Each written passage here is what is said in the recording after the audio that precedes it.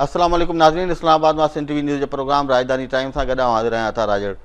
नए अॼोके प्रोग्राम में ॻाल्हाईंदासीं कराची जी मजमूई सूरत हाल ते। डॉक्टर फारूक सत्तार कुझु देरि अॻु में जेका प्रेस कॉन्फ्रेंस कई ऐं उन में अणसिधे तरीक़े सां हुन MQM जे क़ाइद अल्ताफ़ हुसैन ऐं लंदन सेक्रेटरीट सां लातलकी जो जेको ऐलान कयो आहे, उनखां पोइ हाणे कराची जी सूरत हाल ते उनजा कहिड़ा असर पवंदा।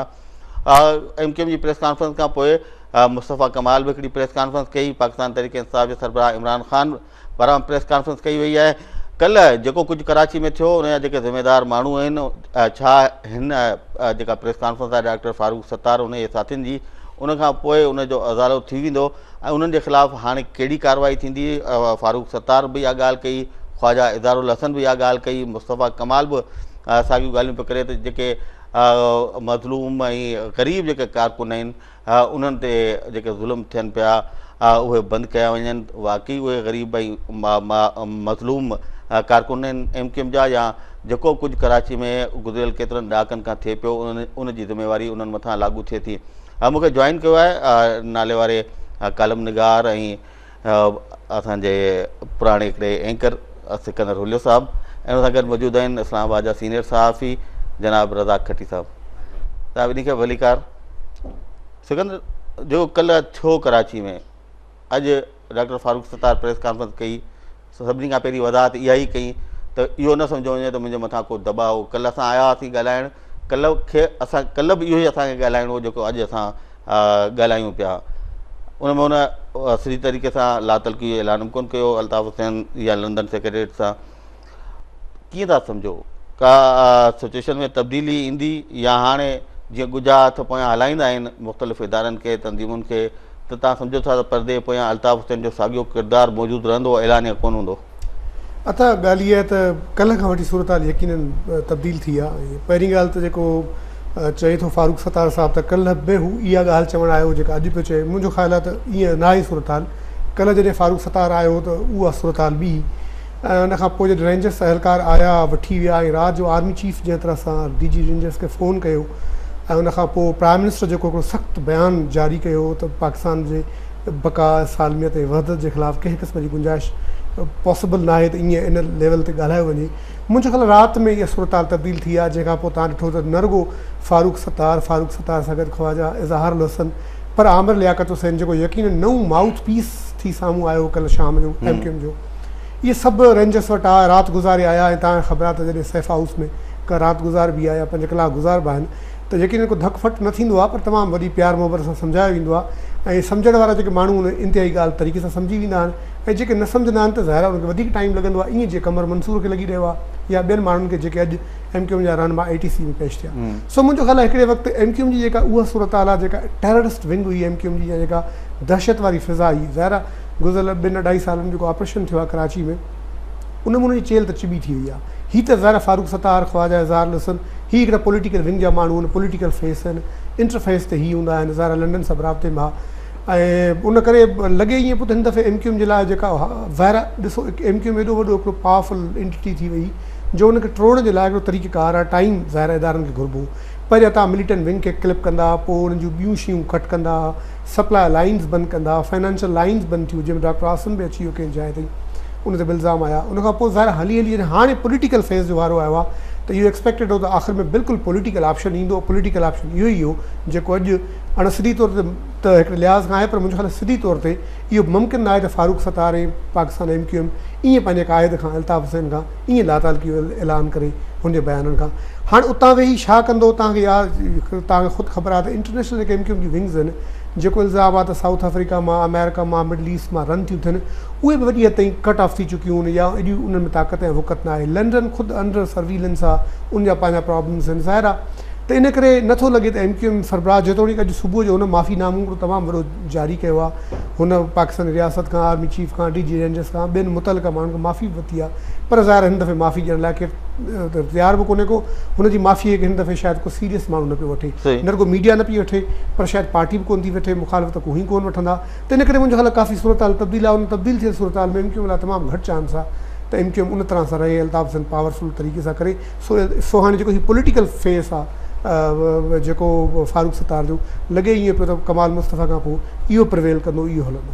अच्छा खटी साहब, हाणे सिकंदर ॻाल्हि कई ही अल्ताफ़ हुसैन त माज़ी में तव्हां ॾिठो आहे हर भेरे इन क़िस्म जा बयान ॾींदो आहे, ॿिए ॾींहुं माफ़ी वठी छॾींदो आहे।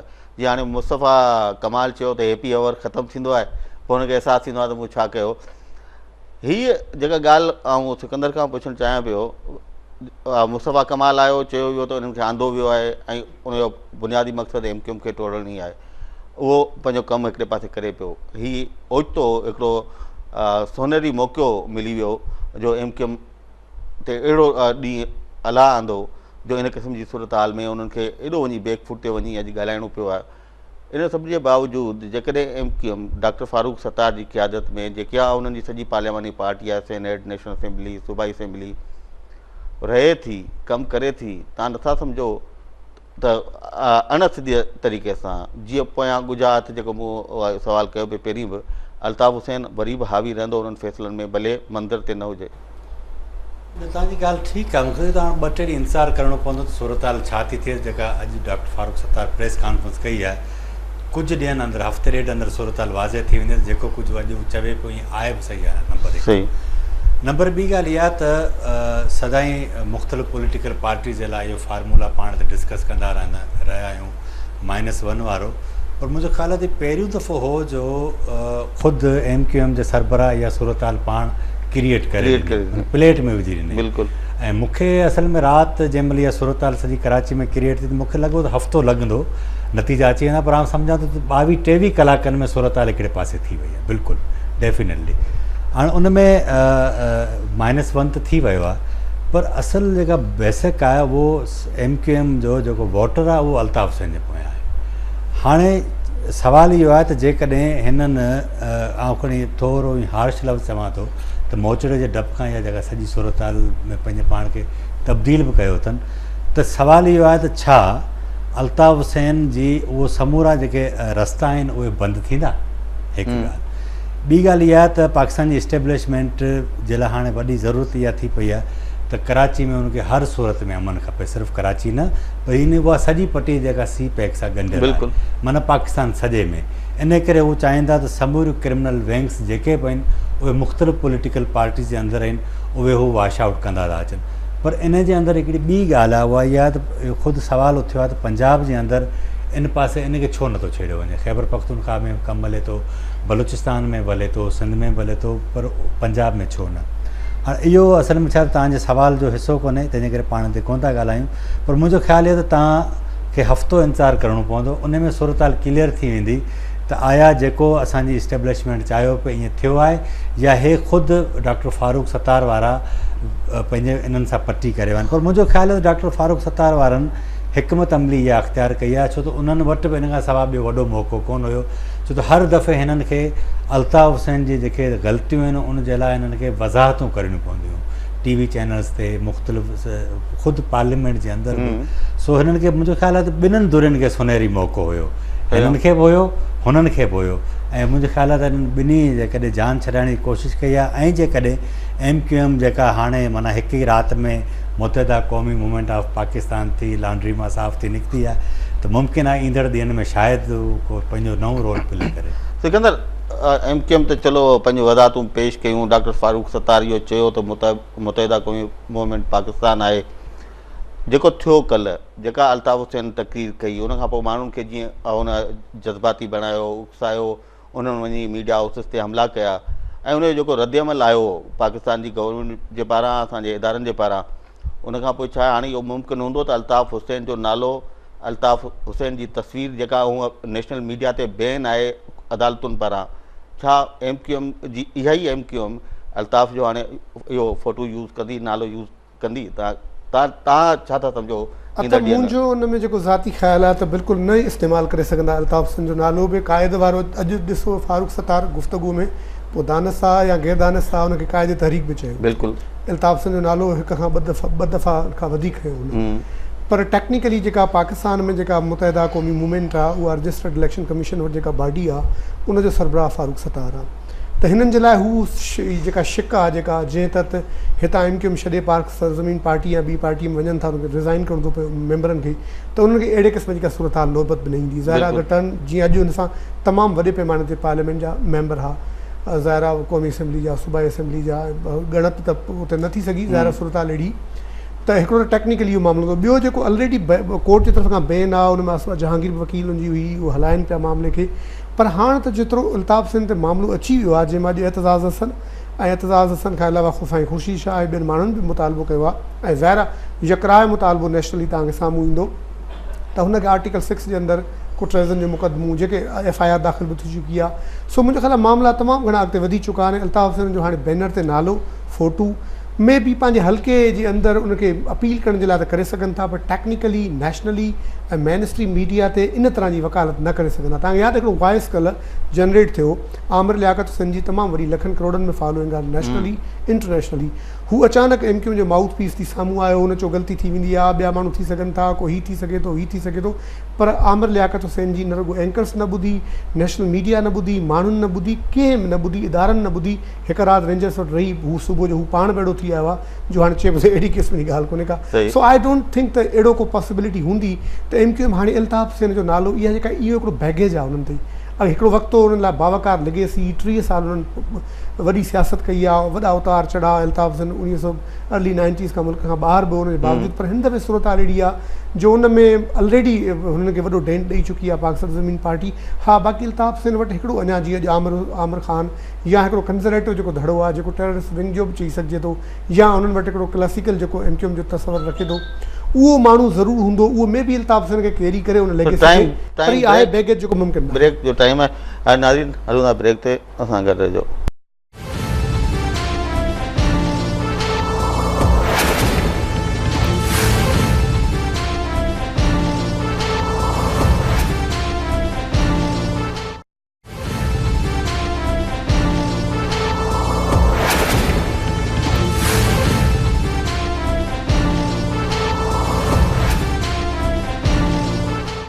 वेलकम बैक नाज़रीन खटी साहब हाणे ॾिसो हिते हिकिड़ो जेको ब्रेक खां अॻु में ॻाल्हि कई पाण पे प्रेस कॉन्फ्रेंस में हिकिड़ो आमिर ख़ान नज़र न आयो उहो केॾांहुं गुम थी वियो उहो ज़ाहिर आहे उन ते पहिरियों बि आङुरियूं खजंदियूं रहियूं MQM जे अंदरि रहंदे बि ॿी ॻाल्हि इहा त जेको मुतालबो सभिनी दुनिया जे पारां अचे पियो MQM जो जेको 2-3 ॾहाकनि खां किरदारु आहे पाकिस्तान जी सियासत में ख़ासि करे सिंध ऐं कराची जी सियासत में त हाणे हिन MQM ते पाबंदी वारो जेको मुतालबो आहे हेॾा वॾा कम थिया आहिनि छा हिन क़िस्म जी प्रेस कॉन्फ्रेंस जेका फारूक सतारा जी कई इन खां पोइ हिननि जा सभु गुनाह माफ़ु करे छॾिजनि हिन जो नालो ई न वठिजे या जंहिं क़िस्म जा बयानबाज़ी थी आहे जंहिं क़िस्म जो अमल थियो आहे हुकूमत खे असांजे इदारनि खे उन जे ख़िलाफ़ु कार्रवाई करणु खपे हाणे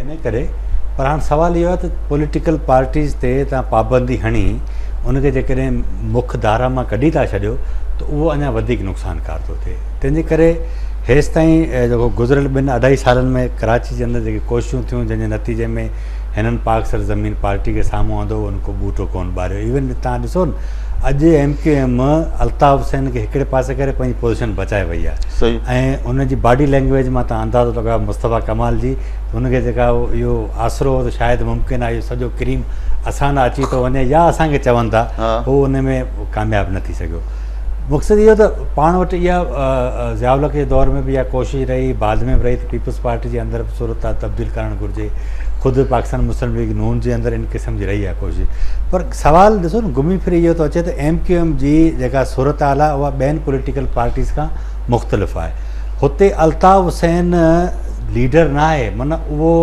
उन वारी ॻाल्हि तेरे नाम से शुरू तेरे नाम पे ख़तमु उते ई इहा ॻाल्हि सॼी थिए थी हाणे हिन सॼी सूरत हाल में हिकिड़ो नओं चैलेंज जेको हिन MQM जे लाइ थींदो उहो इहो थींदो त अल्ताफ़ हुसैन जा कराची हैदराबाद जा मुख़्तलिफ़ शहरनि में जेके वॾा वॾा पोस्टर लॻल आहिनि उनजी छा कंडीशन थी बीहे नंबर 1 उनखां पोइ उनजो जेको पाण थी लाइ या इदारा था लाइनि हा इदारा लाइनि था या घणो करे त मुंहिंजो ख़्यालु आहे त इहो टास्क बि इन्हनि वटि हूंदो सही खां सवाइ पर अल्ताफ़ हुसैन खे फारूक सत्तार जेकॾहिं रिप्लेस करे थो त छा उहो क़ाबिल क़बूल हूंदो इहो ई असल में बुनियादी सॼी कम्युनिटी लाइ। सॼी कम्युनिटी जे लाइ ऐं हिननि सॼी सियासत मुआजर नारे हेठि कई आहे। माना तव्हां अंदाज़ो लॻायो त पाकिस्तान जी सियासत में कल्ह जेका सूरत हाल थी उन में हिकिड़े पासे MQM बि ॿिए पासे सॼो मुल्क हुयो। जेका सोशल मीडिया ते सूरत हाल पैदा थी ख़ुदि पाकिस्तान जे सियासी मंज़रनामे में, ऐं उनखां पोइ तव्हांखे यादि हूंदो 80s वारे दौर में हे उहे माण्हू हुआ जिन अख़बारनि जे एडिटरनि खे न रुगो घुराए चयो त बाबा तव्हां हिते रोज़ु हाज़िरी ॾींदो। हिननि जॾहिं हिन दफ़े उन ते चढ़ाई कई त पहिरियों दफ़ो हो त मीडिया, पब्लिक ऐं असांजा ताक़तवर इदारा उहे हिकु पेज ते हुआ, छाकाणि त सभिनि जो पंहिंजी पंहिंजी इहा एजेंडा हुई। माना अॼु तव्हां अंदाज़ो लॻायो त डॉक्टर फारूक सत्तार जेका प्रेस कॉन्फ्रेंस कई आहे उन में जेको सोशल मीडिया जो रद्द अमल आयो उन में बि इहो आहे त हुन अल्ताफ़ हुसैन खे भाई छो चयो आहे। सही। त इन मक़सदु इहो त माण्हू हुन जी पॉपुलरिटी पंहिंजी कम्युनिटी में पंहिंजी जाइ ते, पर पाकिस्तान जे सियासी मंज़रनामे में हू इंतिहाई नापसंदीदा माण्हू आहे जंहिं कंहिं हिकिड़ी सिंगल पॉलिटिकल पार्टी सां ॿ पेर न भरिया जेके उनखे अॼु उनजे लाइ को हमदर्दी जा लफ़्ज़ पैदा। सही सही हाणे हिकिड़े पासे त इहो आहे इहो अल्ताफ़ वारो फैक्टर ख़तमु थी सघंदो न थी सघंदो, ऐं जेकॾहिं उहो अल्ताफ़ खां मुनरिफ़ था थियनि त पोइ ओवरऑल जेको वोटर आहे उनजो छा रद्द अमल हूंदो, उन जी मोट छा मिलंदी जेका हाणे फारूक सत्तार जी सरबराही में MQM आहे उनखे, ऐं ॿियो हाणे मेयर जी चूंड थियणु वञे पई उन ते कहिड़ो असरु पवंदो हिन सॼे इशू जो? अता ॿ ॻाल्हियूं आहिनि तव्हांजे सुवाल में। हिकिड़ो त पहिरीं ॻाल्हि इहा त इहा फारूक सत्तार MQM जे उन क़ाइदाना लॾे मां आहे जेके अक्सर क़ाइद मारिजी विया। सोशल मीडिया जी हिकिड़ी तस्वीर बि हलंदी त हीउ बि मारिजी वियो, हीउ मारिजी वियो, हीउ बि मारिजी वियो, त बाक़ी रहियो आहे वञी फारूक सत्तार। त अॼु ज़ाहिर आहे हुनखे हिकिड़ो तारीख़ी ॾींहुं त MQM जे कैडर्स में नसीबु थियो त एटलीस्ट हुन इहा प्रेस कॉन्फ्रेंस कई जंहिंमें हुन चयो त MQM पाकिस्तान जेका हाणे कंटिन्यू कंदी ऐं लंडन मां अहकामात न वठंदासीं, ॿियनि लफ़्ज़नि में अल्ताफ़ हुसैन जा अहकामात न वठंदासीं। हाणे ज़ाहिर आहे इहो कुझु ई अनफोल्ड थींदियूं, असीं वक़्फ़े में बि ॻाल्हायोसीं पिए त हीउ फारूक सत्तार इंतिहाई गहरो माण्हू आहे, वक़्त सां गॾु शयूं अनफोल्ड कराईंदो ऐं ज़ाहिर इदारा बि कराईंदा, ऐं एजेंडा रुगो हाणे MQM सेट न कंदी। हाणे रायमा एॾी पावरफुल थी वई आहे जो तव्हां कहिड़ी बि ॻाल्हि कयो त रुगो इदारा पाकिस्तान जा मुक़्तदर ताक़तवर इदारा बि एजेंडा सेट नथा कनि।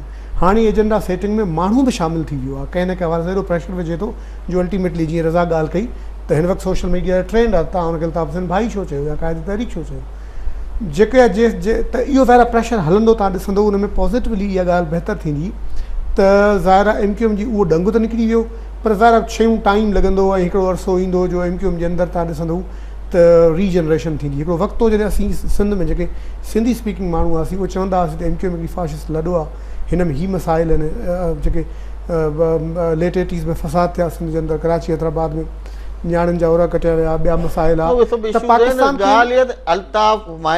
अल्ताफ़ MQM जो वोटर कहिड़ो रद्द अमल उन वोटर हा त उहो ॿुधो न त ज़ाहिर उन वक़्तु नेशनल मीडिया मेन स्ट्रीम इहो ओपिनियन बाय करण लाइ तयारु न, सम्झण लाइ तयारु न। अॼु जॾहिं सम्झिया आहिनि त ज़ाहिर आहे अॼु अल्ताफ़ हुसैन जे वोटर लाइ बि सुवालु आहे। ॿी जेका तव्हां ॻाल्हि कई त जेका हाणे जेका बल्दियाती इलेक्शन आहे जंहिंमें वसीम अख्तर जेको ख़ुदि हिन वक़्तु 12 मई वारे केस ऐं ॿियनि केसनि में इन्वॉल्व आहे, बल्कि उन में मुलज़िम आहे, जेल जे अंदरि आहे, सुभाणे 24 तारीख़ ते उहो इलेक्शन जो सॼो प्रोसेस थिए पियो। पर MQM जेको अॼु स्ट्रोक कयो आहे मुंहिंजो ख़्यालु आहे लॻे ईअं पियो त हिकिड़ो त हुन पंहिंजी चेयरमैनी खे ऐं कराची वारी जेका बल्दियाती वारी जेका इलेक्शन आहे उनखे सिक्योर ऐं सेफ कयो आहे ऐं MQM खे उन में फ़ाइदो थींदो। ज़ाहिर आहे हिकदमि MQM अची वई टेक्निकली बि, हीउ लॾो हाणे DC न थींदो, हीउ फ्लोर क्रॉसिंग नथा कनि, हीउ रुगो जेको ऑफशोर अल्ताफ़ हुसैन लंडन मां वेही अहकामात हिदायतूं ॾेई रहियो उनखां ई वापसि थिया आहिनि। सो बाक़ी जेसि ताईं MQM जो वोटर आहे ज़ाहिर ॾिसो उहो वोटर कहिड़े बुनियाद ते वियो हुननि सां गॾु, अॼु जॾहिं हुनजा बुनियाद उखड़िजी रहिया आहिनि। MQM जे ख़िलाफ़ु ॾिसो रुगो ऑपरेशन रुगो बैन करणु, अॼु MQM ते बैन करणी, अॼु हिकिड़ी फारूक सत्तार जे प्रेस कॉन्फ्रेंस में हिकिड़ी ॻाल्हि क्लियर थी त MQM खे हाणे बैन करण जी ज़रूरत न आहे। ज़ाहिर इहा ई MQM कंटिन्यू कंदी, फारूक सत्तार हेड हूंदो, टेक्निकली मसाइल बि कोन्हे ऐं ॿियो बैन करणु हल कोन्हे को। हाणे अची विया आहिनि मामला त MQM जे अंदरि जेको अल्ताफ़ हुसैन ऐं उहा हिकिड़ी मख़सूस ज़हनियत हुई जंहिंजे बुनियाद ते हिनखे फाशिस्ट ऐं ॿिए तरह जा इल्ज़ाम लॻंदा ऐं उहो सियासी राय अमल ऐं रद अमल बि ॾेखारींदा, उनखे कंट्रोल करण जी ॻाल्हि पई थिए। मुंहिंजो ख़्यालु हाणे हर तरफ़ खां घेरो तंग आहे त उन में MQM जे लाइ बहितरीन त मेन स्ट्रीम थिए ऐं हीउ रुगो CPEC वारी पॉलिटिक्स न आहे, मुल्क वारी पॉलिटिक्स न आहे। MQM जे पुठियां तव्हां ॾिसो इंटरनेशनल पॉलिटिक्स आहे, इंडियन जो जेको हथु आहे, इंडियन जेका ॻाल्हि जंहिं तरह सां खुली साम्हूं हिन मुल्क में अची वई आहे। ज़ाहिर आहे इंडिया जो अलायंस आहे हिन वक़्तु तव्हां ॾिसो ईरान सां, जो अफ़गानिस्तान सां 4-5 ॾींहनि खां तोरखम बॉर्डर असांजो बंदि पियो आहे, ईरान सां कलभूषण वारो मामिलो असांजो उते अञा खुलियो पियो आहे। अल्ताफ़ माइनस पियो थिए त रा ऐं इंडिया ज़ाहिर आहे उनखे सभ खां वॾी तकलीफ़ त उन्हनि खे थींदी आहे न। तव्हां ॾिसो अल्ताफ़ सिंह अञा माइनस त ॾिसो उहो ख़ाल वरी इहे भरींदा जेके हाणे MQM संभालीनि पिया। ॾिसो छो त इन्हनि सभिनी जा लिंक त रहिया आहिनि न। अता ॾिसो ख़ाल त यकीनन इहे ई भरींदा। ज़ाहिर आहे MQM जो वोटर एॾो कंज़र्वेटिव आहे, उन ख़ाल खे भरण जा 3 माण्हू थी सघनि पिया। हिकिड़ो ट्रेडिशनल वोट पीपल्स पार्टी खे कराची में मिलंदो आहे, कुझु PMLN खे मिलंदो आहे। हिकिड़ो वोट आहे जेको PTI खे यूथ ऐं जंग लॾे जो हो, जेको इमरान ख़ान खां बि थोरो फाउल थी वियो। अॼुकल्ह उहो माण्हू वापसि मोटी विया।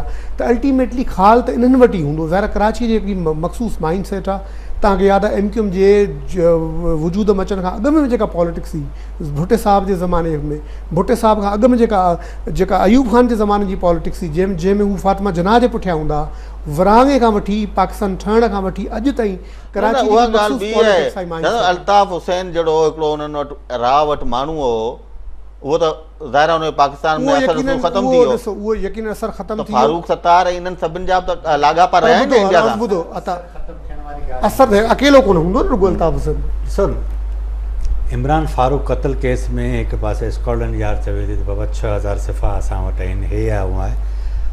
कहिड़ी उहा ॻाल्हि आहे? मूंखे त हिकिड़ी ॻाल्हि क्लियर आहे त अल्ताफ़ हुसैन रुॻो इंडियन एजेंट कोन्हे, अल्ताफ़ हुसैन त बरतानिया जो बि एजेंट। हा बिल्कुलु। ॾिसो न इहा ॻाल्हि हाणे त माना ओपन सीक्रेट आहे त अमेरिकन CIA बरतानिया जे हवाले कयो कराची, ऐं बरतानिया में माना तव्हांजो अल्ताफ़ हुसैन जी शक्ल में उहो माण्हू वफ़ाक़ी काबीना जे अंदरि उनजा माण्हू मौजूदु हुया, सूबाई काबीना जे अंदरि माण्हू मौजूदु हुआ। इहे सभु शयूं गवर्नर वेठा आहिनि। हाणे इन सॼी सूरत हाल में ॾिसो न, हिकिड़े पासे जॾहिं इंडियन एजेंसी जी सॼी मुदाख़लत ओपन थी वई आहे, उन सूरत हाल में हिते ॾिसो ॻाल्हि घुमी फिरी इहा अचे थी त जंहिंजे लाइ पाण हिन वक़्तु का बि जेको आहे सो इहा अॻकथी नथा करे सघूं त छा अल्ताफ़ हुसैन खां सवाइ MQM हली सघंदी। बेसिक इशू इहो आहे, वोट सॼो हिकिड़ो ॿियो इहो खड़ी साहिब त तव्हां ॾिठो ही जॾहिं खां रेंजर्स जो ऑपरेशन शुरू थियो आहे, ॿियूं दुरियूं वरी बि कुझु न कुझु समझ में आहिनि, पर MQM जे पारां मुसलसल मज़ाहिमत थींदी रही आहे। न तव्हां अंदाज़ो लॻायो त बाक़ी सभिनीनि पार्टियुनि खे स्पेस ॾिनो वियो, उनजे बावजूदि MQM खटंदी रही आहे। माना उनखे जेतिरो तव्हां सोड़ो कंदो उनजी हमदर्दी वधंदी न। हिन सूरत हाल में MQM जो मिलिटेंट विंग तव्हांखे हाणे छा थो लॻे अॻिते, त मिलिटेंट विंग उहो ई मुतारिक रहंदो या हाणे ठापुर ईंदी, या हाणे हेॾो वॾो इशू थियो आहे ऐं असांजे ज़ाहिरा इदारा आहिनि, उन्हनि खे हाणे एक्शन पोइ वठिणो आहे, त हाणे उनजो किरदारु कींदो तव्हांखे नज़र अचे? मिलिटेंट विंग मुंहिंजो ख़्यालु आहे कमज़ोर थींदो, पर ख़तमु थियण वारी ॻाल्हि फ़िलहालु नथी थी सघिजे। इन करे इहो रोल वरी डॉक्टर फारूक सत्तार वारा इन केस जेकॾहिं क़ाबिल क़बूल पवनि था त प्ले करे सघंदा। हिते हाणे सुवालु इहो आहे त छा 15-20 ॾींहंनि महीने में हिननि जो पंहिंजो मुस्तक़बिल कहिड़ो हूंदो, कारकुननि जो रिएक्ट कहिड़ो हूंदो। हे त ॾिसो न, कल्ह माना हिननि खे वठी विया आहिनि डॉक्टर इमरान इहो पंहिंजो फारूक सत्तार न, ॿियो डॉक्टर जेको आहे मौलवी आमिर लियाकत। त इन क़िस्म जी ॾिसो न, हे अल्ताफ़ हुसैन ते इल्ज़ाम पंहिंजी जाइ ते, पर वोट अञा उन वटि आहे। जेसि ताईं हे अञा ताईं इन करे अॼु मुंहिंजो ख़्यालु इहो त फारूक सत्तार जेको बार बार अल्ताफ़ भाई चवे पियो, हीअ उन पोज़ीशन में हिन वक़्तु ताईं न आहिनि त अल्ताफ़ हुसैन खां मुकमल ला तालकी कनि। हुनखे चयो अथनि त बाबा बुनियादी सवाल वरी उहो ई आहे न त अल्ताफ़ असर अंदाज़ रहंदो या न रहंदो? मुंहिंजो ख़्यालु आहे त अल्ताफ़ खां सवाइ मामिलो न हलंदो, MQM जो मामिलो न हलंदो। चलो टाइम ते हिकिड़े ब्रेक जो नाज़रीन हलूं था। ब्रेक ते ब्रेक खां पोइ तहरीक इंसाफ़ हिकिड़ी मुहिम शुरू कई आहे पनामा लीक्स वारे मामले ते। उन हवाले सां उन्हनि पेशावर में बि हिकिड़ी रैली कढी। उन 14 अगस्त खां हिकिड़ो ॾींहुं अॻु में पिंडी खां इस्लामाबाद बि रैली हुई। हाणे 3 सेप्टेम्बर ते इमरान ख़ान पाकिस्तान रैली जे नाले सां लाहौर पियो वञे ऐं इमरान ख़ान ऐलान कयो आहे त उन में अवामी समंड हूंदो। ॿियूं रैलियूं त असां ॾिठियूं, पर इहो वाक़ई जीअं इमरान ख़ान नए सिर उभरियो हो, उन वक़्तु जेको मीनारे पाकिस्तान ते उन हुजूम गॾु कयो हो, छा 3 सेप्टेम्बर ते वरी अहिड़ो हुजूम गॾु करण में कामयाबु थी वेंदो? ऐं उन खां सवाइ ॿिया कुझु उन ऐलान कया आहिनि, उन ते बि ॻाल्हाईंदासूं। अचूं था नंढड़ी साई खां पोइ।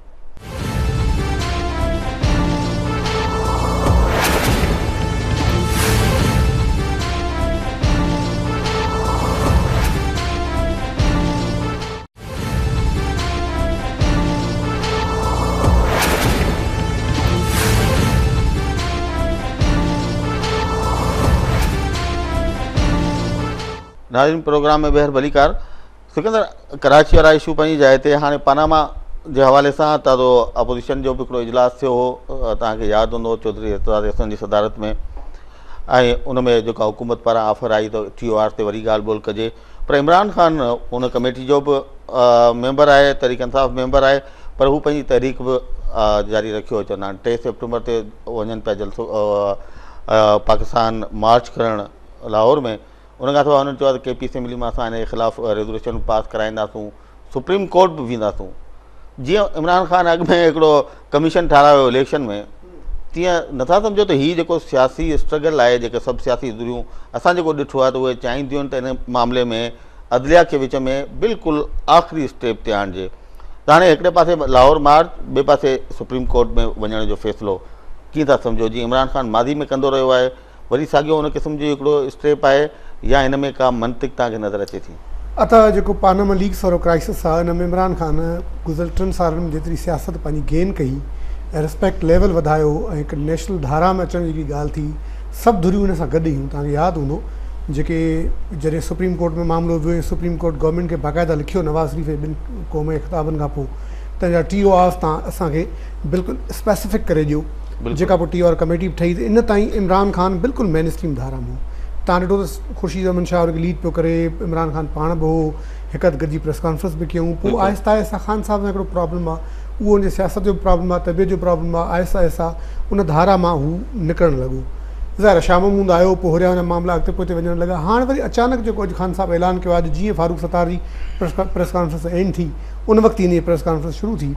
उन्हनि इहो चवणु त सुप्रीम कोर्ट वेंदासीं। भई जॾहिं सुप्रीम कोर्ट ऑलरेडी चई चुकी आहे त गवर्नमेंट खे चई चुकी आहे तव्हां वाज़िह TOR सां अचो, इमरान ख़ान वेंदो एज़ अ पार्टी, त ज़ाहिर TOR फिक्स ही त न कंदो, सही त ज़ाहिर इहो कोर्ट कंदी, त इहो मामलो ऑलरेडी कोर्ट कमीशन त कोन ठहंदी न, उहो त हिकिड़े आम पिटिशनर तौर हाणे आम पिटिशनर तौर ते केरु वञी सघे थो, उहो हक़ आहे। पर एतज़ाज़ सन जेको लीडिंग लाइट आहे हिन सॼी मूवमेंट जो, हिन TOR कमेटी जो बि अॻु में जॾहिं पाकिस्तान में जुडिशरी जी तहरीक हली, हुन में बि सरदार चौधरी सां गॾु ऐं पीपल्स पार्टी जो वॾो हिकिड़ो माना हिकिड़ो पर्सनैलिटी आहे, उन त सलाह ॾिनी आहे त हिन वक़्तु न वञो। 2 शयूं थी सघनि थियूं, या तव्हां रोडनि ते वञी सघो था, रस्तनि ते वञी सघो था, या तव्हां कोर्ट में वेंदा।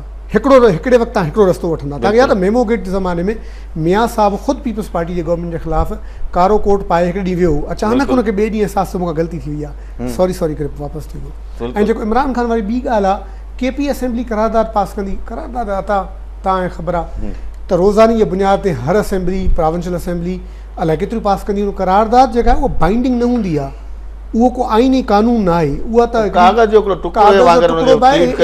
हिकिड़ो मॉरल ऐं हिकिड़ो प्रेशर आहे पॉलिटिकल। पर उहो प्रेशर इमरान ख़ान जॾहिं ऑलरेडी हिकिड़े वक़्तु वञी रहियो आहे, अॻे आयो पिए लाहौर मां इस्लामाबाद, जेको बुरी तरह सां नाकाम वियो, 2 साल थी विया, वरी हाणे वञे पियो इस्लामाबाद मां लाहौर, त माना तव्हां तरफ़ ई ग़लति थी वियो। वरी ॿियो तरफ़ डायरेक्शन जो ई थियो। हिन वक़्तु इमरान ख़ान जेको वॾे में वॾो इशू आहे जेको हुजणु घुरिजे, या प्रायोरिटी उहा इहा हुजणु घुरिजे, बुनियादी जो इल्ज़ाम इहो रहियो आहे त इलेक्शन रिग थी आहे, धांधली थी आहे। त धांधलीअ खे रोकण जे लाइ वाहिद इलेक्शन सुधारा आहिनि, इलेक्ट्रल रिफॉर्म्स ते रखे आहे फोकस। अञा 2 साल पिया आहिनि ऐं बाक़ी धुरनि खे गॾु खणी मुल्क जे अंदरि हिकिड़ो फुल फ्लेज, हिकिड़ो जामियो भरपूर अहिड़ो निज़ामत क्रिएट करणु घुरिजे जंहिंमें free fair impartial independent election थिए मुल्क जे अंदरि, जेका इमरान ख़ान खे सियासी ऐं इंतिज़ामी ऐं इलेक्शन जे एतबार खां सोभ ॾेई सघे थी, न कि ही त हाणे धारा लाहौर आहे वरी कोर्ट वेंदा। मुंहिंजे ख़्याल ही डेस्परेट मूव्स आहिनि जिन जी का घणी इमरान ख़ान खे लाभ न मिलंदो। खटी साहिबु जेका हाणे हिकिड़ी त सिकंदर ॻाल्हि करे पियो, ॿी ॻाल्हि इहा त जेको असां उरूज ॾिठो इमरान ख़ान जो 2013 जी इलेक्शन खां अॻु में, इल्ज़ाम तमामु घणा हुआ त पोयां अलाए केरु आहिनि, वरी ही लॉन्ग मार्च जो उन वक़्तु बि धरणो लॻो, उन वक़्तु बि एम्पायर जे आंगुर जी ॻाल्हि कई वई। तव्हां लॻे थो त जेको उहो उरूज हो इमरान ख़ान जो लाहौर में असांखे नज़र ईंदो? अॼु इमरान तमामु वॾी दवा कई आहे त अवामी समुंड तव्हांखे मिलंदो हुते? कुझु कोन्ह थींदो। ॾिसो पोइ पनामा पेपर्स वारो इशू बुनियादी तौर ते क़ानूनी कोन्हे, सही पॉलिटिकल आहे। क़ानूनी जेकॾहिं हीउ खणी वेंदो त तव्हां यादि रखिजो अॼु ॻाल्हि त उन में हे कुझु बि न करे सघंदा। इन करे त जंहिं कंपनी जा कागज़ चोरी थिया हुया उहे ॾिसो उन उहा जॻह साबिती आहे, उन जे लाइ तव्हांखे सबूत ॾियणा पवंदा न कोर्ट खे।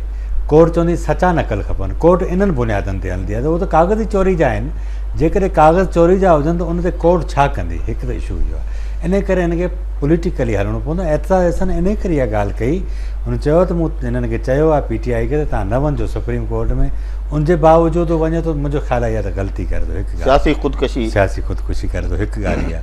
ॿी ॻाल्हि इहा त इमरान ख़ान इन्हनि गुज़िरियल 4-5 सालनि जे अंदरि उन हिकिड़ी कोशिशि इहा कई आहे त हू कंहिं न कंहिं तौर सां पंहिंजे कारकुन खे मोटिवेट कंदो रहे, माना इंगेज मुतारिक रखे, इंगेज रखे। इहो असल में इहो ई अटकल आहे हिन जी। इन जे करे बाक़ी छो त जेकॾहिं फ़र्ज़ु करियो तव्हां हिन साल जे एंड में रीपोल करायो त मुंहिंजो ख़्यालु आहे त न पीपल्स पार्टी पंजाब मां कुझु करे सघंदी, न PTI करे सघंदी। अल्टीमेटली फ़ाइदो नून लीग खे। इन करे हिन वक़्तु जेका पोज़ीशन आहे, हे चाहिनि था हर सूरत में, पीपल्स पार्टी बि इन करे चाहे थी, चवंदा त जी साईं चयो त बाबा असां सेप्टेंबर में रोडनि ते हूंदासीं, पर अॼु असांजी का कचहरी थी हुन में अहिड़ी ॻाल्हि कोन हुई। सो मक़सदु चवण जो त पीपल्स पार्टी त हिन वक़्तु उन कंडीशन में आहे ई कोन, जो त सिंध में जेको हुन कमु कयो आहे 8 सालनि दौरान, उनजो बि इहो जेको मेड़ण वारो अमल आहे उनखे बि वॾो वक़्तु तव्हां ज़िक्र कढियो आहे। पर सिंध में हाणे मुराद अली शाह जे अचण खां पोइ चेंज नज़र अचे पई। सर चेंज ॾिसो न, इहा चेंज ईअं आहे जीअं अॼु अल्ताफ़ हुसैन वारी आहे, रिज़ल्ट ओरिएंटेड जेसि ताईं शयूं नथियूं थियनि। हिन वक़्तु साईं मुराद अली शाह पंहिंजी चीफ मिनिस्ट्री खे हिकिड़ो अवामी टच ॾिनो आहे, गाॾियुनि मां लही थो वञे, माण्हुनि सां मिले थो, जी कल्ह मुख़्तलिफ़ चैनल्स ते वियो, इहो ॾाढो भलो जेस्चर आहे। पर शहरनि में मुख़्तलिफ़ इशूज़ थींदा, उते वञे थो, हर शहर जा माण्हुनि सां मिलणु, इहो ऑफिसर टाइम ते अचण लॻा आहिनि, ऑफिसूं प्रॉपर हलण। बुनियादी ॾिसो न, बुनियादी जेका शइ आहे उहा इहा आहे त उन जो इंतज़ारु तव्हांखे करिणो पवंदो। 2-4 महीना इंतज़ारु करियो, ख़बर पइजी वेंदी त उहा जेका सूरत हाल हुई, अल्टीमेटली नतीजो छा थो निकिरे उहो त अॻियां हली ॾिसबो। स्टार्ट जेको आहे, पहिरियों क़दम जेको आहे, उहो बहितर आहे, उन मां बहितरी नज़र अचे, बिल्कुलु बहितर आहे। माना असांजो रुख डायरेक्शन हिकिड़ी बहितर थी आहे न। मुंहिंजी हाणे मुंहिंजो ख़्यालु आहे त कोई 2-4 ॾींहं अॻु में डॉक्टर सिकंदर मंदरो साहिब सां ॻाल्हि थी हुई, हुननि ॿुधायो त पब्लिक सर्विस कमीशन वारनि खे असां 3000 डॉक्टरनि जूं जायूं सिंध में ख़ाली आहिनि, ऐं 17 ऐं हैरान कुन ॻाल्हि आहे त ॿुधाईंदा 17 अरब हिकु ऐं 1 अरब ॿिया इहे दवाउनि जी मद में ॾियनि था। माना अंदाज़ो लॻायो त केॾो वॾो अमाउंट आहे। पर हाणे जेकॾहिं इन जो हा माण्हुनि खे जेकॾहिं मिली वञे, मूंखे असां सिंध जो माण्हू त इन हद ताईं आहे त बाबा 20% तव्हां उहो खिली ॾियण जे लाइ तयारु आहे कमीशन, बाक़ी चवंदा 80% आहे। बिल्कुलु हाईकोर्ट जो सजाद अली शाह चीफ जस्टिस आहे, उन्हनि रुगो 130 समथिंग या 29 ही जेके जजिस हुया, सिविल जेके जजिस ऐं मैजिस्ट्रेट्स, उहे मेरिट ते खयां त सिंध में हिकिड़ी फिज़ा ऐं उमीद क़ाइमु थी। ऐं हीअ जेको 3-4 ॾींहं अॻु सिंध पब्लिक सर्विस कमीशन जो रिज़ल्ट आयो आहे, उन्हनि में तव्हां ॾिसो त इंतिहाई ग़रीब ऐं परवर फैमिलियुनि जा ॿार ऐं इंतिहाई मेरिट ते। सो मुंहिंजो ख़्यालु आहे कुझु शयूं बहितर थी सघनि। जीअं मुराद अली शाह जी तव्हां ॻाल्हि कई न, हिकिड़ो एक्टिव माण्हू आहे, मेरिट जी ॻाल्हि करे थो, स्टार्ट बहितर आहे, 3-4 इदारा रुगो बहितर तरीक़े सां कमु कनि, public service commission independent hiring हुजनि, कुझु मेरिट ते कमु शयूं थियनि, सिहत आहे, तालीम आहे, अमन अमान जूं शयूं आहिनि, त ज़ाहिर गवर्नेंस जो ढांचो त ईअं सुधरी सघे थो न। हीअ जेको करप्शन वारो मामिलो आहे, जेके ॿिया इल्ज़ामात आहिनि, उहो त हिकिड़ो ओवरऑल सिस्टम जी बीमारियूं आहिनि, ज़ाहिर हुन में हिकिड़ो टाइम लॻे थो, पर हिकिड़ी बहितर शुरूआत आहे। मुंहिंजो ख़्यालु आहे बहितर शुरूआत के न वधीक बहितर स्टंट इहे मेरिट वारा थी सघनि था। पाण खे त ॻाल्हि इल्ज़ामनि जी न करणु खपे, तव्हां बि सिंध, खटी साहिब सिंध, असां बि सिंध, न, पर हीअ जेका ॻाल्हि हीअ जेके 2 अहम ॻाल्हियूं मां तव्हांखे ॿुधायूं न, मेरिट वारी ॾिसो, मेरिट जी शुरूआत थी आहे, पर हाणे करप्शन जा इल्ज़ाम कोन्हे, करप्शन हक़ीक़त आहे न हिकिड़ी सिंध जी। करप्शन हा हुलियो साहिब हुनखे वरी बि इल्ज़ाम पियो चवे, इल्ज़ाम हिन कॉन्टेक्स्ट में चवां थो त जेसि ताईं तव्हां वटि का शइ हिकिड़ी कंहिं केस जे अंदरि हथमी शइ थिए थी, पाण कंहिंजो नालो त कोन पिया खणूं, सिंध में हक़ीक़त आहे न करप्शन, इहो त अलॻि मां उहा शुरूआती करप्शन हक़ीक़त आहे या कोन्हे, यकीन ॿुधो सबूतनि जी ॻाल्हि त असां कयूं, इहो त पाकिस्तान जे अंदरि ई हक़ीक़त आहे हिकिड़ी, इहो हिकिड़ो फिनोमिना जेका आहे सिंध खां वधीक अञा वधीक आहे, उहो हिकिड़ो अलॻि मामिलो आहे। पर पाण जे बुनियाद ते असांखे तबाह कयो ई उन्हनि आहे न, इहो पीपल्स पार्टी 8 साल त असांखे इहे ई अदाब ॾिना आहिनि, रोयूं छो था, अॼु मुराद अली शाह जी तारीफ़ वेठा ते छो करियूं। ज़ाहिर तव्हां ॾिसो अता सॼे प्रोसेस में अगरि तव्हां 2-4 स्टेप्स बहितर कंदा त बुनियाद त उहे ई रखंदियूं न शयूं। ज़ाहिर आहे हिकिड़ी ॾिसो, जीअं शाह साहिब कल्ह अगरि इहे मीडिया हाउसिस न वञे हा त इहा साॻी मीडिया सवाल करे हा। ही जेके 2-4 मेरिट ते हायरिंग थी, उन सजाद अली शाह जे कयूं, न उनखां त इनकार आहे कोन, पर तव्हां वरी विच में हाणे थोरो जी नंढड़ी खटी साहिब, हाणे ओवरऑल जेका सिचुएशन आहे इन में अॻिते हली पीपल्स पार्टी ऐलान त कयो सेप्टेंबर जो त असां रोडनि ते हूंदासीं, इमरान ख़ान वञे पियो, अपोजिशन वरी तव्हांखे लॻे थो त वरी के पॉइंट ते गॾिबा? 29 तारीख़ APC सॾाई अथनि हिते हिकिड़ी 5 स्टार होटल में, शेख रशीद खे फोकल पर्सन कयो अथनि। उनमें मुंहिंजो ख़्यालु आहे इहे सही सभु शयूं डिस्कस थींदियूं, पर मक़सदु इहो त जेकॾहिं फ़र्ज़ु करो नतीजा कढजनि त मूंखे हिन वक़्तु अहिड़ी सूरत हाल नज़र नथी अचे जो हुकूमत जो ख़्वाहिश हुई सफ़ा दीवार सां लॻे, अहिड़ी सूरत हाल मूंखे नज़र कोन थी अचे। चलो वरी महिरबानी तव्हांजी सिकंदर साहिबु, तव्हांजी महिरबानी। हाणे नाज़रीन असांजे महिमाननि जूं ॻाल्हियूं तव्हां ॿुधियूं। ईंदड़ प्रोग्राम ताईं ॾींदो इजाज़त। अल्लाह वाहे।